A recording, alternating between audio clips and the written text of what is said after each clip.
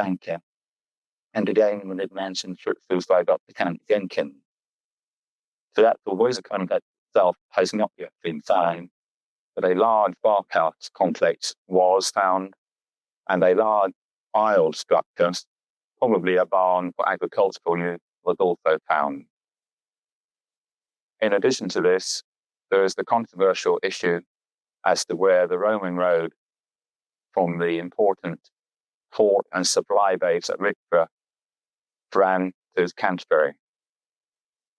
The present road does a southward detour through Wingham village to reach Canterbury, but it is likely that in certainly early Roman times, this road ran north of Wingham, across the marshes from Anne to Sutton, Hickham, and on to Liverbourne. When the road made its detour is not yet known. It may have been in Roman time or may have been later, and the present road runs along a ridge above the marshes along the present Wingham High Street. In the faction period, again little is known. The name of the village itself, ending in ham, a common suffix in this part of Kent, would seem to suggest a fairly early Saxon origin, perhaps in the 7th or 8th centuries. And it is likely that the name Wingham is derived from Wigga or Wicker's homestead or village, Wicker being the name of a man. There are two somewhat Saxon charters mentioning Wingham, one dated 941, when it was stated that the land were returned to the Archbishop. If this charter is genuine, then it would seem already by the 10th century that Wingham belonged to the church. Certainly by the time of Doomsday in 1086, Wingham was an important manor of the archbishops.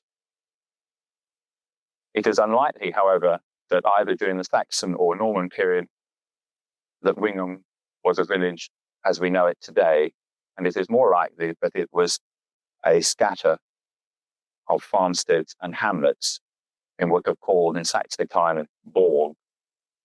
These are probably still reflected in the present outlying farmsteads of the present parish of Wingham, such as Clapham, Dean, Croxshard, Brook, Warmstone, and Wenderton, so particularly well seen at Wenderton and Dean. It would seem likely that Wingham became a more nucleated village in the middle of the Middle Ages. This would also seem to be the period of Wingham's heyday. In 1252, Henry III granted a weekly market to Wingham held on Tuesdays. At some stage during the Middle Ages, 2 fairs were granted to the village, held on May the 11th and November the 11th. Certainly by 1444, when Archbishop Stafford was the current archbishop, the fairs which were held in the churchyards here at Wingham were being ejected on the grounds of noise and ribaldry.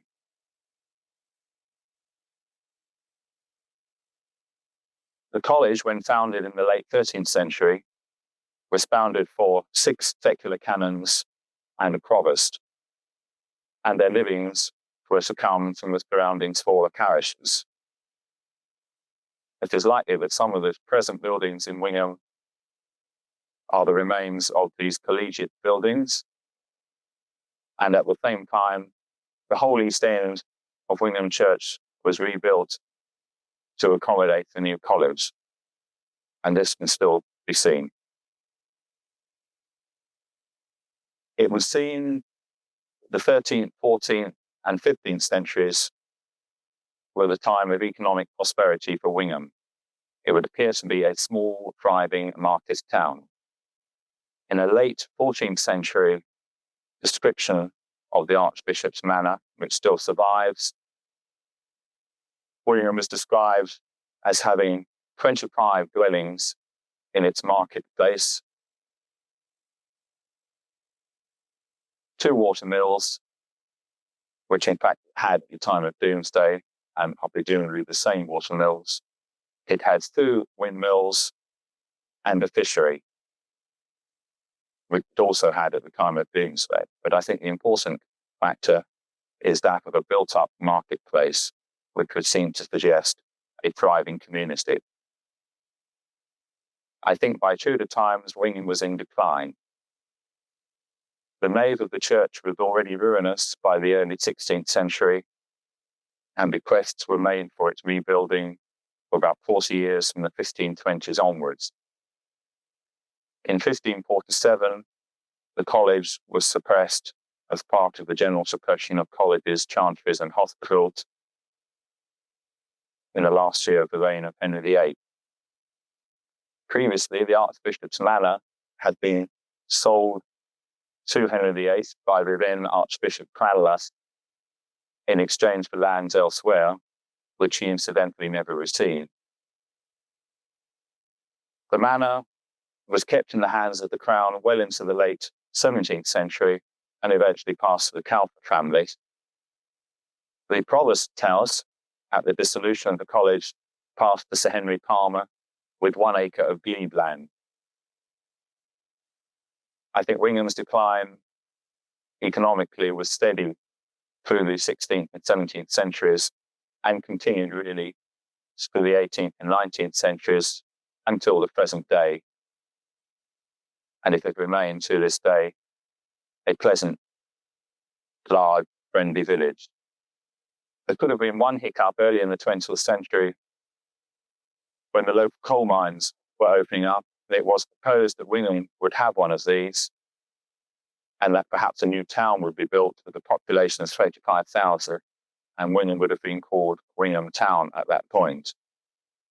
There was a railway for a short time, and the present large Lloyd's Bank in the village is a reflection of this hope for early 20th century prosperity, which, however, came to nothing. And with that, we will jump back in time and start the history of the church. The body you can see is a mixture of style. The earliest of them, I do date back 1200, and it was sown now only by the arches leading from these transepts into the 2 aisles. It is therefore likely at this stage that we already had a large cruciform church with aisles and a central tower. However, that is all that remains of this period.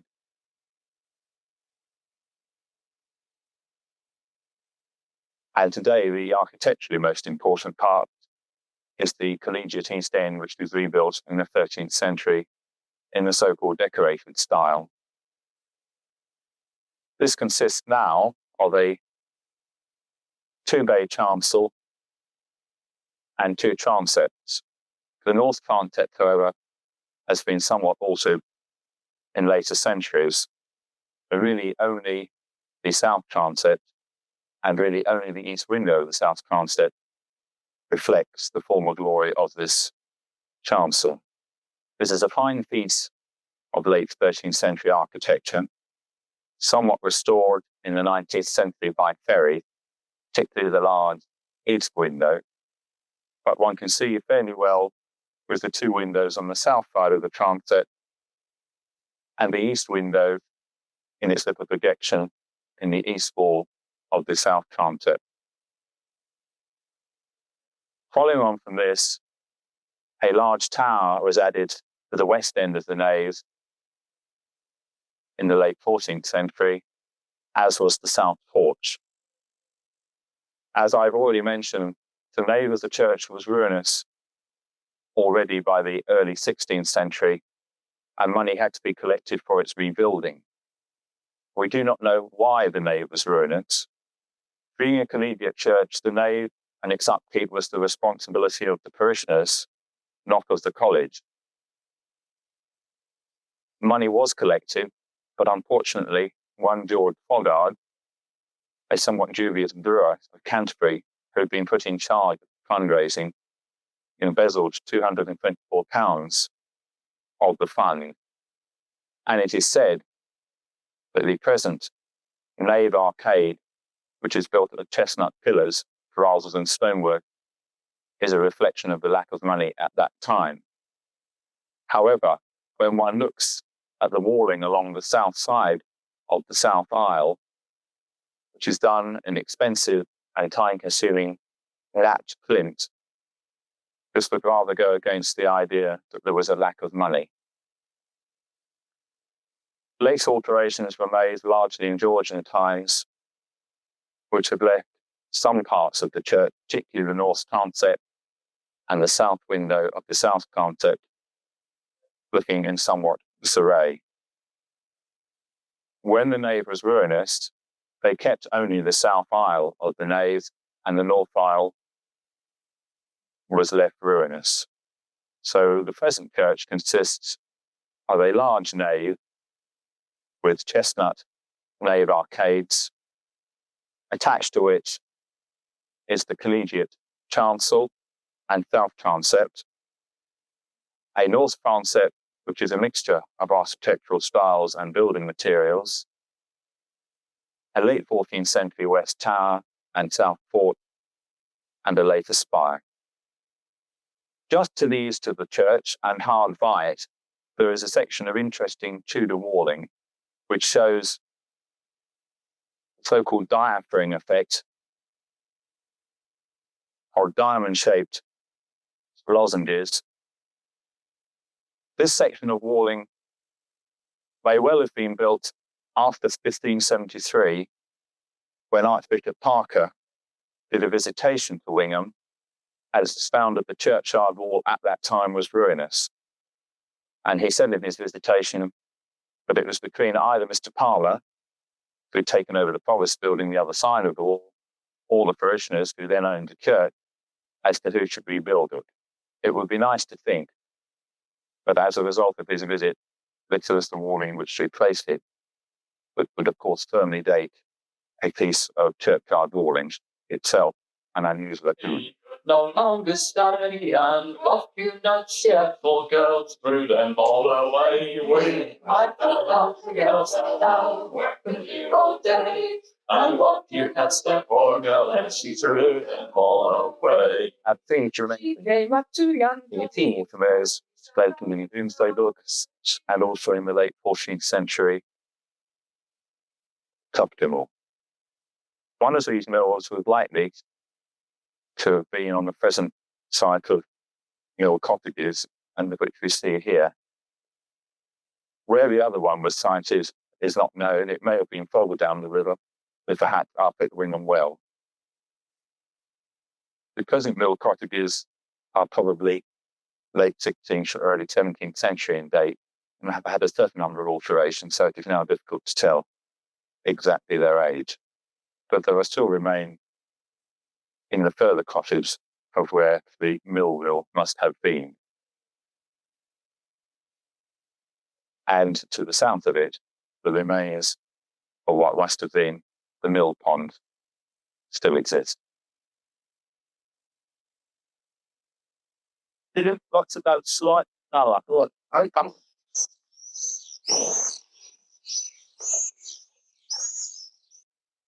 As we come back up to the village proper, we pass Delbridge House. This is architecturally the finest post-medieval house in Wingham, and is a very fine early Georgian building of 5 bays, built entirely in heather bond, which is an expensive way to build, and with a fine modillion cornice and fine window heads. To this building was added after 1806 the semicircular extensions to east and west. We are now going to talk about Wingham Court. This was the site of the Archbishop's Manor, and would have been the building where the manorial courts were held. The present-day structure is somewhat complex, and as one looks at it, there are really 3 separate buildings. Nearest us is Wingham Court proper. Beyond it is a single-storey addition, and beyond that, a third building. The third building, in fact, is an 18th century barn. The building next closest to us is a mid-16th century single-story dwelling with dormers added. But the important structure is Wingham Court itself. As it stands today, it looks like a fairly straightforward 18th century building, but in fact this is mainly a facade, and behind it lies a much older building.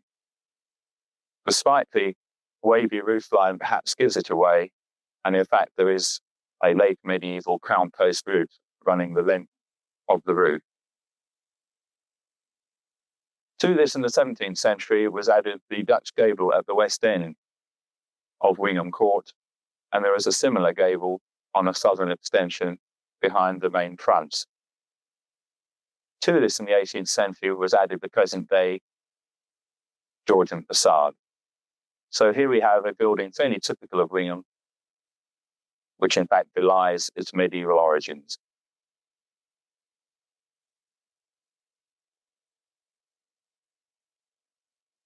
Just to the south of Wingham Court lies the Roman villa, which we have already mentioned. We are now going to proceed further eastwards past the church along to what is known as Canons Row, the probable site of the college.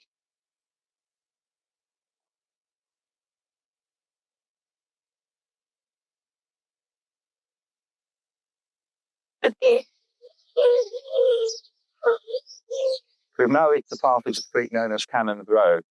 These four dwellings, the old canonry, the dog, the old forge, and the red lyre, are together to constitute the finest four medieval houses in the village.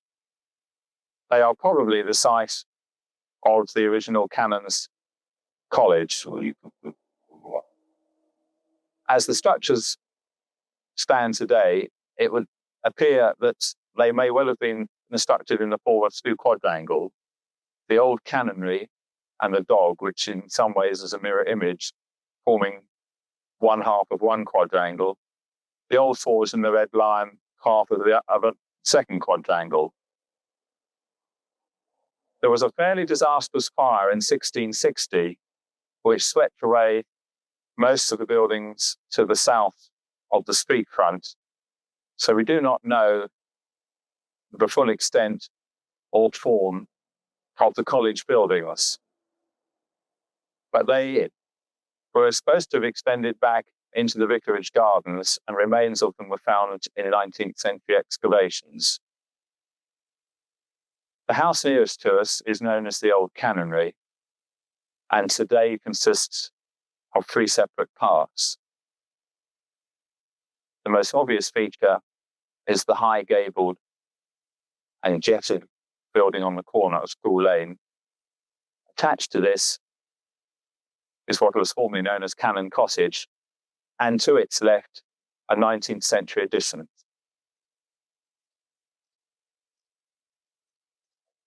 The important part of this building really is this central section here. This may well date back to the foundation of the college in the late 13th century. There are cellars underneath this central portion, which may well be late 13th century in date. Above there, we have a jetting building, which has what is known as a sans purlin roof, and has some very ancient roof collars with particularly early joints known as knot lap dovetail joints, which are often 13th century in date. There's also a Gothic-headed doorway to the east end, and this was probably originally a cross passage going through to the other side of the building. To this was added in the late 15th century this very fine two-storied jetted addition with its own entrance doorway and a fine late 15th century 8-light windows. And on the corner, a dragon post supports the doubly jetted roof. There are some fine barge boards attached to the gable top, and inside a particularly fine crown post roof at first floor level. There are extensions to the back of the building which are later in date, and as mentioned, 19th century addition on the far end of the building. The dog in many ways is very similar to the old canonry, although internal alterations, largely due to its use as a public house, do not make this so clear. It has the similar single-story one end, and the high two-story jetted to the other end. This particular building was supposed to have suffered particularly badly in the fire of 1660, and a lot of it was purported to have been rebuilt at that time. And the interesting feature, apart from the date of 1661, which is when the building was supposed to have been rebuilt after the fire, is the boldly cusped barge boards on the high gable. Now, these are really early 14th century in date and do not really quite fit with what otherwise would be a late 15th century building. This, as the old canonry, has a fine crown post roof internally. Beyond it, we come to the old forge, which really forms a pair with the Red Lion and has a considerable extension to the south, as well as onto the street front. This is another fine 15th century building, jetted to the road and also jetted to the south. It includes a fine late 15th century wagon entrance, and above it has continuous ranges of crown post roof running along both limbs of this L-shaped building. There is a fine array of medieval windows surviving, still with their grooves for their medieval shutters, remembering that this is the days before glass windows. We come next to the Red Lion, probably Wingham's best known building. This is the last of the four houses that probably constitute as a canon's building, and really consists of two separate parts. To the west, there is an early open hall house, probably of the 14th century. To this was added in the late 15th century the very fine two-story crown post roofed addition, which disappears up the Addisham Road. There are cellars here, as with the other houses in Canon's Row, which may well date back to the late 13th century. One cannot definitely tell. To the original building was added in the late 15th century this particularly fine crown post addition, jetted on two sides, hence a dragon post at the corner, and also the fine overhanging oriel plume bed over the main entrance. So,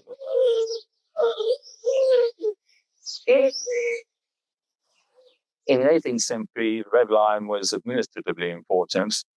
It was the sessions house for this area, and one in the session book still exists within this building, and two others from the early 18th century now exist in the archives at Maidstone. The sessions room was on the first floor, where the fine crown post roof is, and this duty of monthly sessions is held alternately between the Red Lion and the dogs next door. Do I need it? Let's just put it.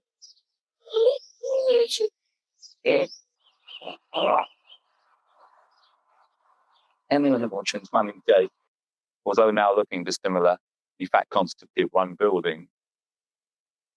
Whether they in fact were part of these canon buildings, we do not really know. They are a fair way south of the main canon's complex. They may have represented one of their halls.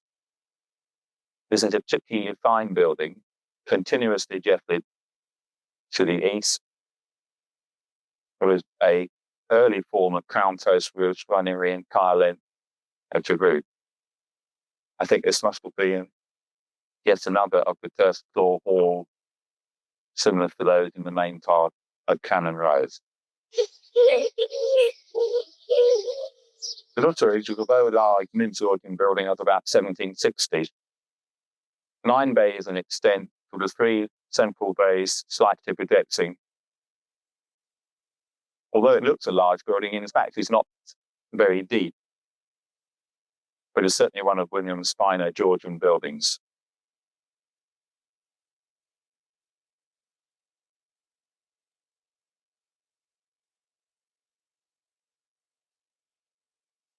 The wall passing the red arms and the main arm of the High Street running walls towards Spetson.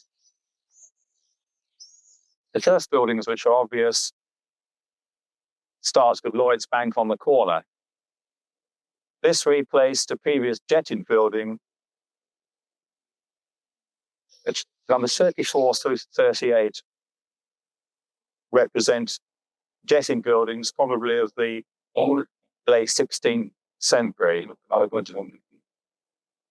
They perhaps look as though they are all of one build, but in fact represent at least 4 separate structures. 34 through to 37 are continuous jetting buildings lying parallel to the road, and the 38 at the end is an end jetting building at right angles to the road and is mirrored almost by its next door neighbour, number 39. One of the interesting features of Wingham are the number of wide alleys or trackways which disappear off on either side from the High Street, disappearing down into the water meadows. There are at least 11 of these identifiable on the east side of the High Street, and 6 or 7 on the west side.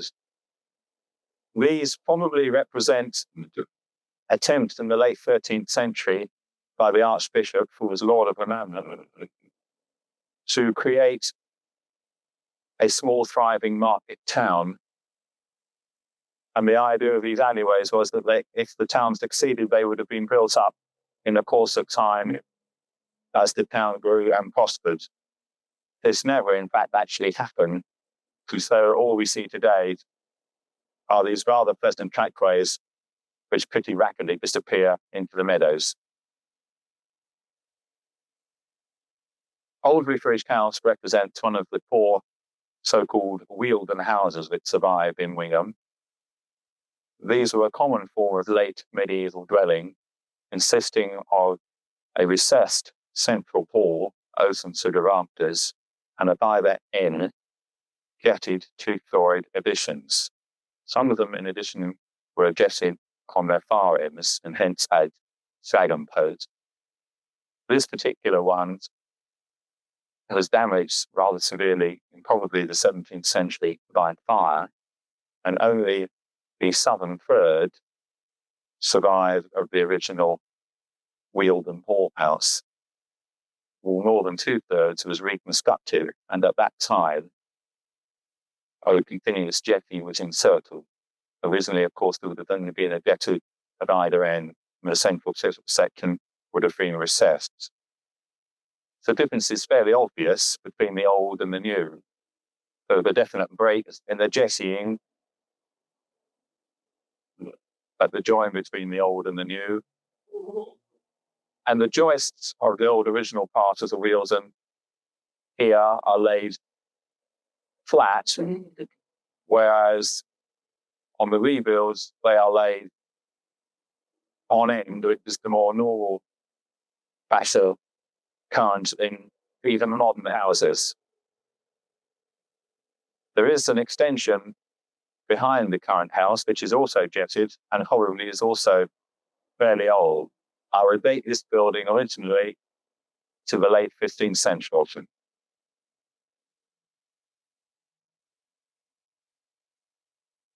now move on to Elgar's estate agents, which is a very fine late 17th century brick building.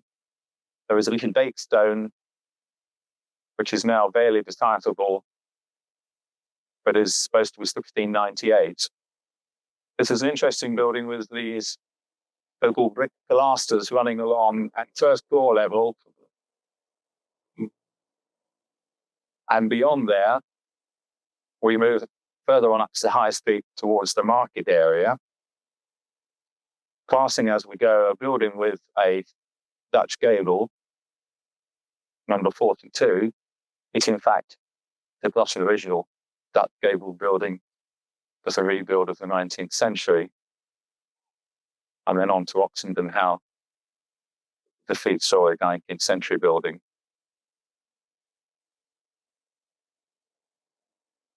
At this point, the high street starts to widen out, and this was undoubtedly the size of the market.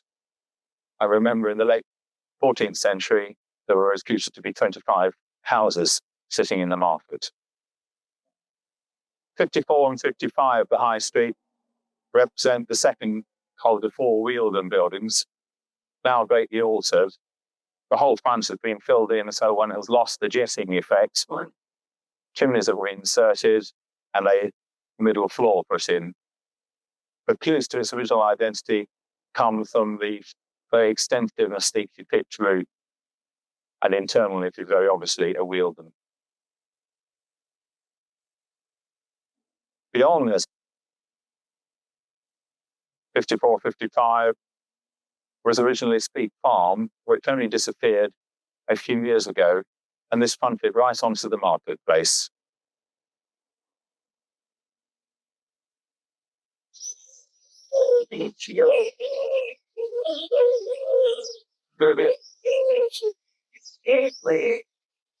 Behind me with chestnut trees, numbers 51 and 52 represent a late medieval dwelling. And just next to the chestnut trees stands, appropriately named, chestnuts, which looks a early 19th century building, but I think has late medieval origins inside. Coming further towards the market area, number 62, the High Street, is a fine, small, 3-bayed Georgian house, rather a Delbridge house in miniature. Beyond number 62 stands the site of the former Wingham Light Engineering, more recently Randall's Garage, and now converted into a private dwelling. Further north from here stands the third of Wingham's 3 existing public houses, the Anchor. This is a building of at least 3 separate dates, the earliest probably being the left-hand portion, so it may well be 15th century, to which was added in the 16th century the central portion, and then on the right-hand side, a much higher 2-story 18th century addition. Between the Anchor and the aforesaid building, there is a missing building. This was originally an aim-jetted building similar to number 37 or 38, the High Street, and this disappeared sometime earlier this century. It was now occupied by the beer garden of the Anchor. The confusing the numbered cotters, 56 to 61, the High Street, were originally one dwelling, and an interesting dwelling, probably of a 14th century hall house. There was originally a central hall which was open to the rafters, and on either side, 2 jetted cross screens. These were altered somewhere in the 18th century, and additions were made to south and to the north ends, of making the building much longer than originally intended. The front walls were also filled in, thereby losing the jettying. But this is probably one of the oldest and most interesting of Wingham's buildings. It was 6 to 7 High Street represents another fine Georgian building of which Wingham is notably famous. Beyond that is a row of buildings which have data plots just below eaves level, and there are several of these surviving in Wingham. Central Stores is dated 1758, and beyond it, the Minstrel Antiques, 1717.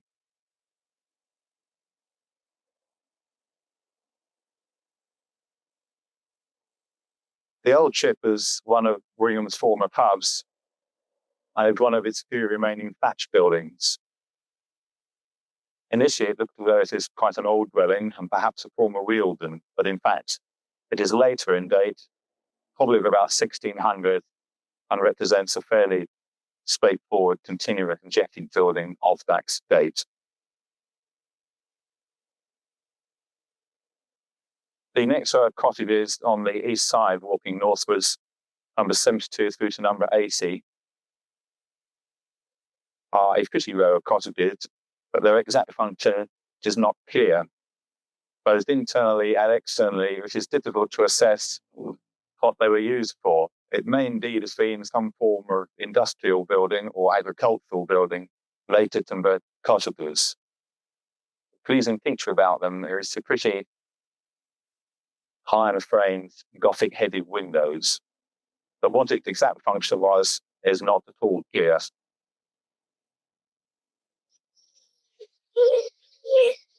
The old man, almost opposite, has been a building of this period. So if we look very straightforward, high, very Georgian buildings, and they say about commission security. And it's quite a with an older buildings for their Georgian safety.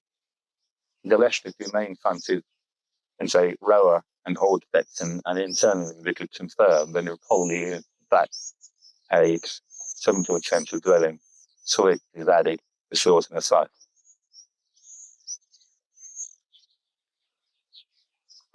Further 18th century cottages follow on the east side of the high street going north.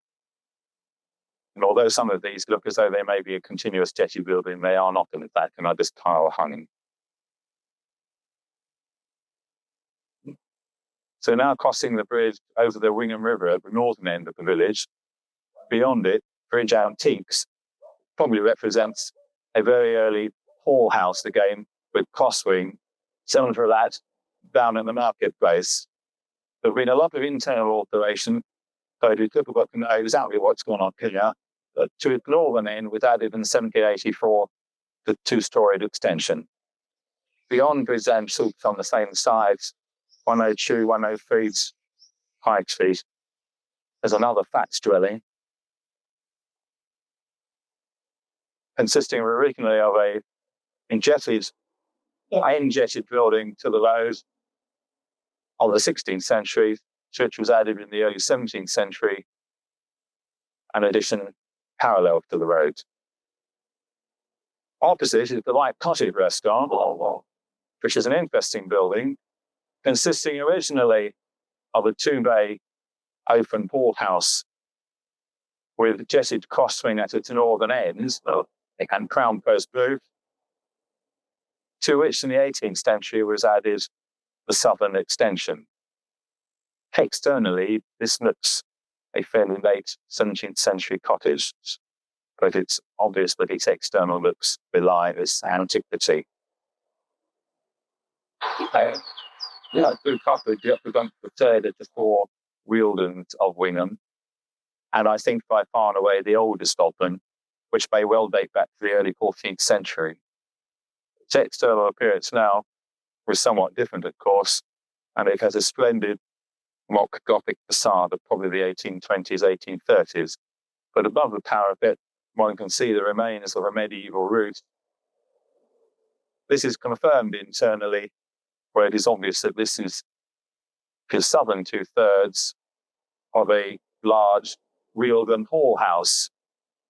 The northern third has disappeared and has been encroached upon by Home Farm. To the east of Beech Tree Cottage, there is a separately framed timber frames dwelling of about the late 15th century. So this in itself is very old, but I'm sure Beech Tree Cottage itself predates this by some margin. The thatched cottage is the last of the historic buildings at the northern end of the village. It's a building of several periods again. The northern half is a 19th century addition, but the southern half is an intriguing structure. Originally, it consisted of a one-bay hall,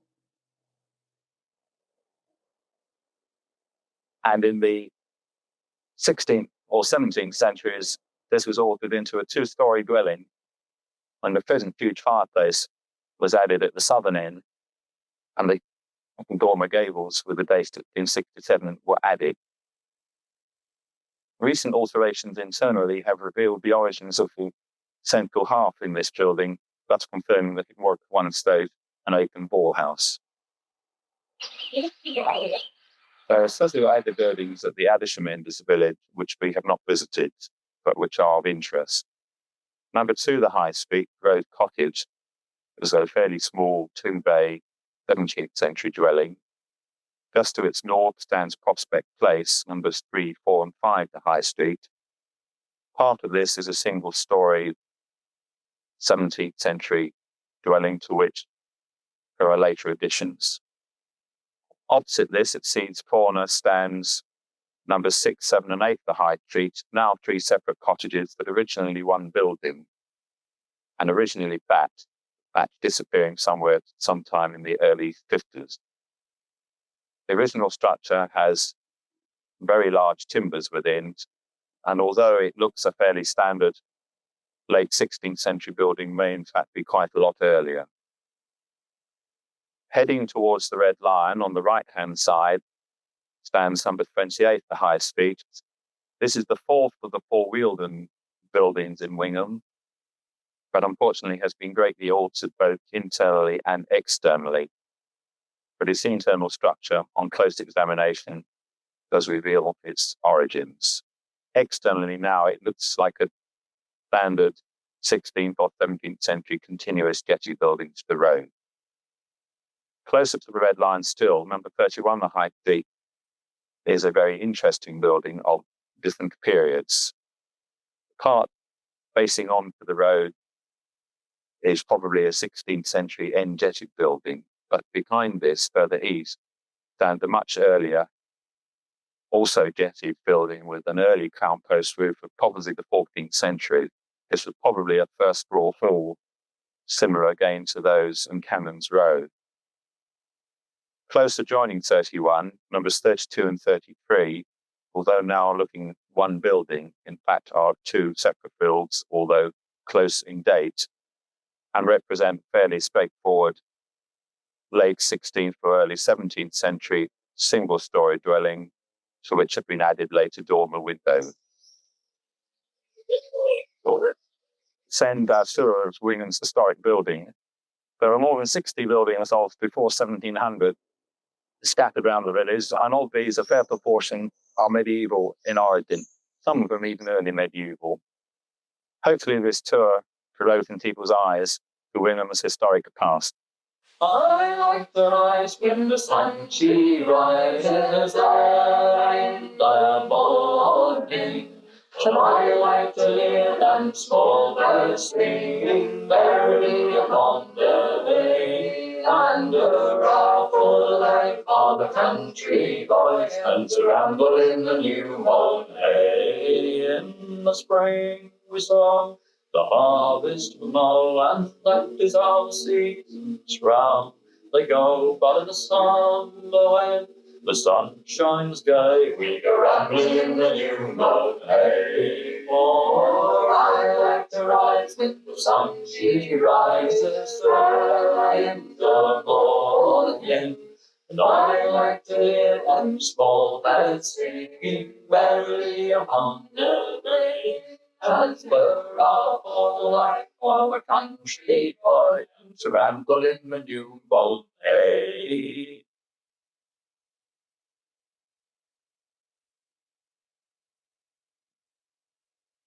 And small the birds singing merrily upon the bay. As we're all. The present-day village of Wingham displays a wealth of historic buildings which would be hard to match in any village of comparable size in Kent.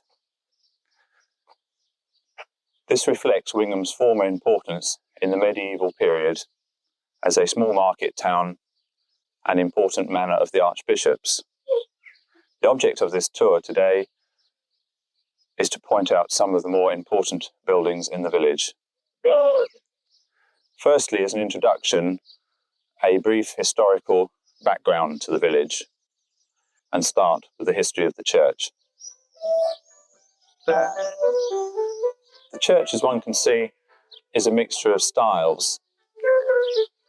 The earliest building probably dates back to 1200 and is shown now only by the arches leading from the transepts into the two aisles.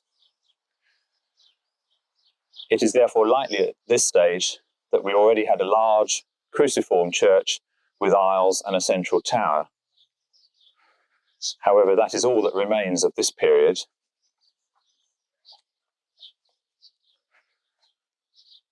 And today, the architecturally most important part is the collegiate East End, which was rebuilt in the 13th century in the so-called decorated style.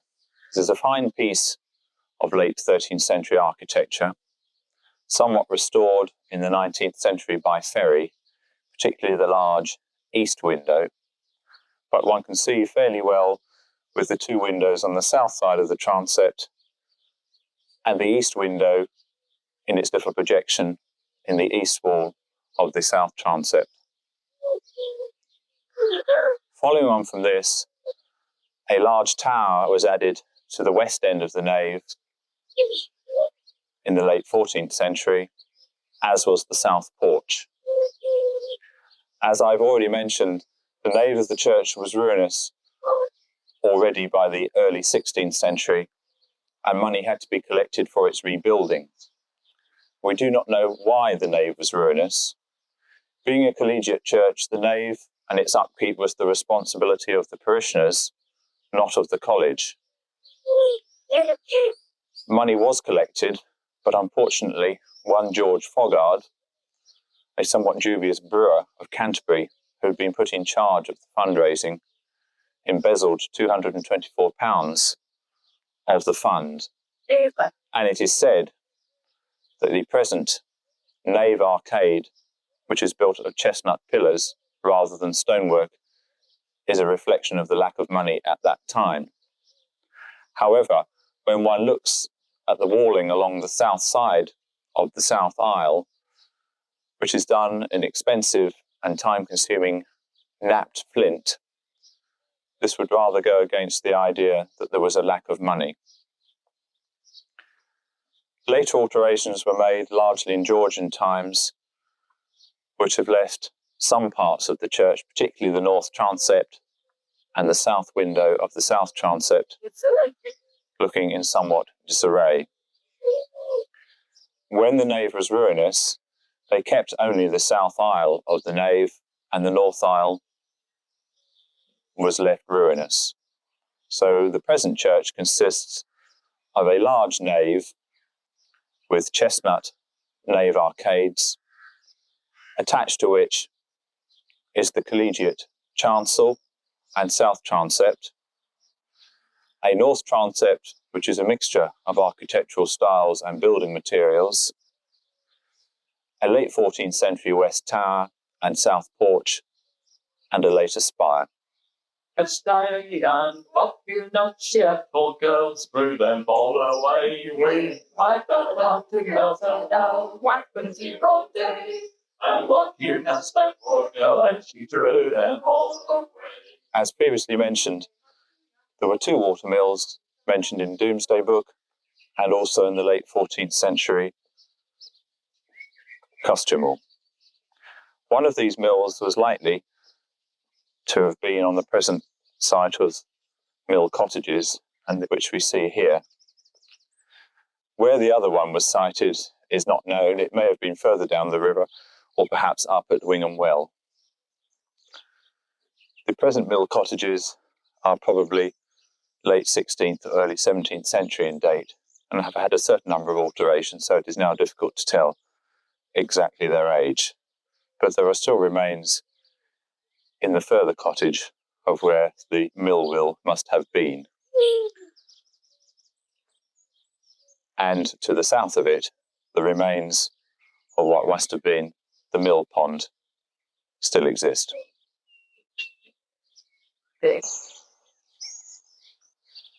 As we come back up to the village proper, we pass Delbridge House. This is architecturally the finest post-medieval house in Wingham, and is a very fine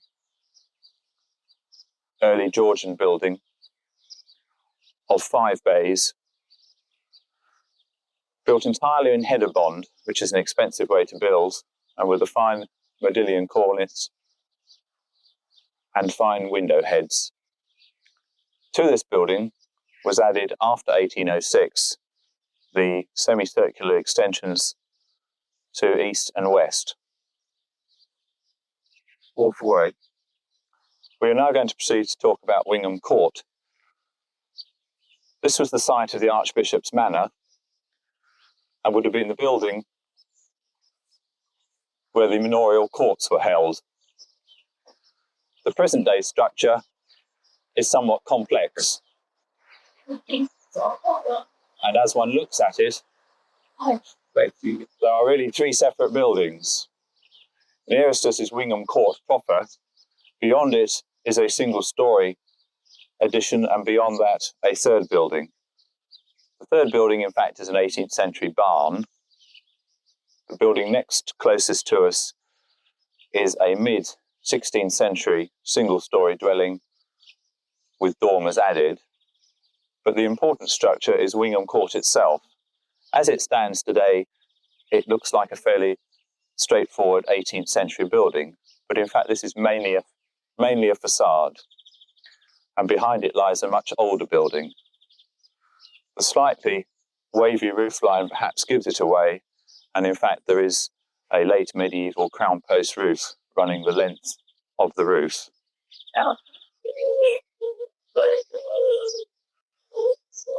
We've now reached the part of the street known as Cannon's Row. These 4 dwellings, the old canonry, the dog, the old forge and the Red Lion, are together constitute the finest 4 medieval houses in the village. They are probably the site of the original Canon's College. As the structures stand today, it would appear that they may well have been constructed in the form of 2 quadrangles, the old canonry and the dog, which in some ways is a mirror image, forming one half of one quadrangle, the old forge and the Red Lion half of a second quadrangle. There was a fairly disastrous fire in 1660, which swept away most of the buildings to the south of the street front. So we do not know the full extent or form of the college buildings, but they were supposed to have extended back into the vicarage gardens, and remains of them were found in 19th century excavations.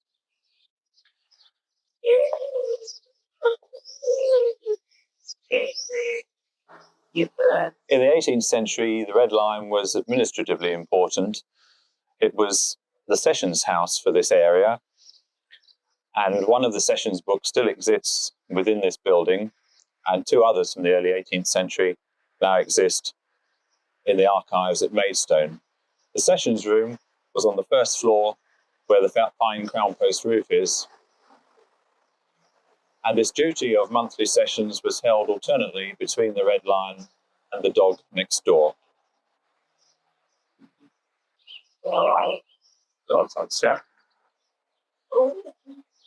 Old Vicarage House represents one of the 4 so-called Wealden houses which survive in Wingham. These were a common form of late medieval dwelling, consisting of a recessed central hall open to the rafters, and at either end jetted 2-storied additions. Some of them, in addition, were jetted on their far ends and hence had dragon posts. This particular one was damaged rather severely in probably the 17th century by fire, and only the southern third survives of the original Wealden Hall house. The northern 2/3 was reconstructed, and at that time a continuous jetty was inserted. Originally, of course, there would have only been a jetty at either end, and the central section would have been recessed. The difference is fairly obvious between the old and the new. There was a definite break in the jettying at the join between the old and the new. And the joists of the old original part of the Wealden here are laid flat, whereas on the rebuild they are laid on end, which is the more normal fashion current in even modern houses. At this point, the high street starts to widen out, and this was undoubtedly the site of the market. And remember, in the late 14th century, there were reputed to be 25 houses sitting in the market. Thus, 54 and 55, the high street, represent the second of the four Wealden buildings, now greatly altered. The whole front has been filled in, so one has lost the jetting effect. Chimneys have been inserted and a middle floor put in. But clues to its original identity come from the very extensive and steeply pitched roof, and internally it is very obviously a Wealden. Beyond 54-55 was originally Street Farm, which only disappeared a few years ago, and this fronted right onto the marketplace.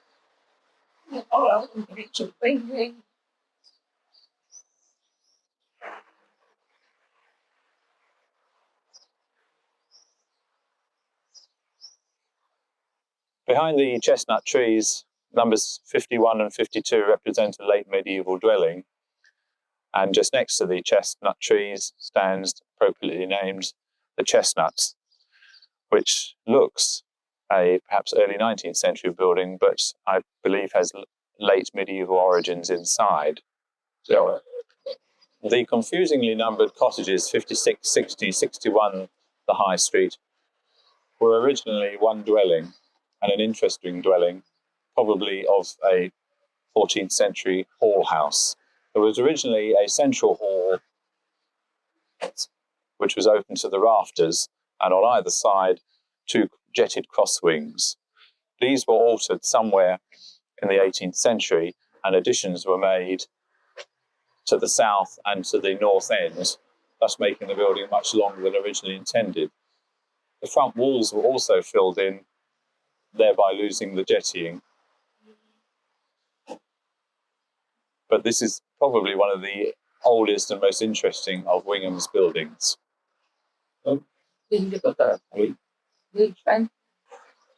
67 High Street represents another fine Georgian building, of which Wingham is notably famous. Beyond that is a row of buildings which have date plaques just below eaves level, and there are several of these surviving in Wingham. Central Stores is dated 1758, and beyond it, the Minstrel Antiques, 1717. Now crossing the bridge over the Wingham River at the northern end of the village, and beyond it, Bridge Antiques, which probably represents a very early hall house again, with crosswing, similar to that down in the marketplace. There have been a lot of internal alterations, so it is difficult to know exactly what's gone on here. To its northern end was added in 1784 this two-storied extension. Beyond Bridge Antiques on the same side, 102, 103 High Street, is another thatched dwelling, consisting originally of a end-jetted building to the road of the 16th century, to which was added in the early 17th century an addition parallel to the road. Opposite is the White Cottage restaurant, which is an interesting building, consisting originally of a two-bay open hall house with jetted crosswing at its northern end and crown post roof, to which in the 18th century was added the southern extension. Externally, this looks a fairly late 17th century cottage, but it's obvious that its external looks belie its antiquity.